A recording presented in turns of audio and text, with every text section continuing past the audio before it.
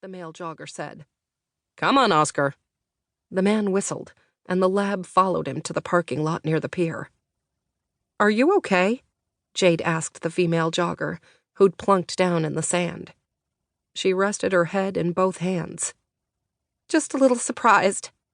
I thought I tripped over driftwood or something buried in the sand. I was humming along on this perfect morning, and wham! Where in the world did these come from? Who puts bones in a suitcase? This is beyond creepy." She wrapped her arms around herself and shivered. Jade stared at the grayish-brown bones in the sand. Some of them looked dented, with chipped ends. She shuddered and stared out at the ocean to keep her mind from dwelling on what might have caused the bones to be so damaged. Jade and Bernie watched the waves while the woman tapped on her phone. Chloe wriggled to escape, knowing she was missing all the action on the sand. Jade tucked the little dog like a football in the crook of her arm to keep her from damaging the bones any further. The last thing she needed was to rustle one of the bones from her dog. The sounds of rolling waves and the occasional squawk of a gull filled the air.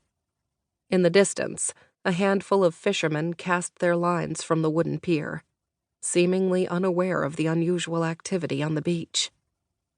The jogger's lab barked, and all heads turned toward the road. The man bounced up and down, waving his arms wildly as a black-and-white police SUV pulled into a spot facing the bay. Deputy Sebastian Sanchez put on his Smokey Bear hat and trudged down the incline. Jade grinned at what looked like an animated conversation between the man, the deputy, and the spirited brown dog as they approached the suitcase. Sebastian said, "Morning, y'all. What happened here?" He pulled a small notebook and pen from his front pocket. "Like I told you, Oscar and I were jogging, and we heard this woman scream. When we got closer, we found this spooky mess." "And you are?" Sebastian looked at the man. "Trip Baskins. This is Oscar. We live down the beach toward the overpass at Sunset Palms in Seaport." The rail-thin man pointed over his shoulder. "I moved here from New Jersey last month to get away from all the crime." "Thank you, Mr. Baskins. Anything else?" The man shook his head. Sebastian looked at the woman seated in the sand. "And you are?" The woman stared at Sebastian. "Char Nichols. I tripped over this. I guess I knocked some of the contents out. Sorry. I was listening to my music and jogging. I had no idea body parts washed up on beaches. Do you think you'll be able to figure out who it is? Or where it came from?" She gulped and turned her head away from the bones. "Are you hurt?" Sebastian asked. Char hugged herself again and shook her head. "I'm fine, just startled."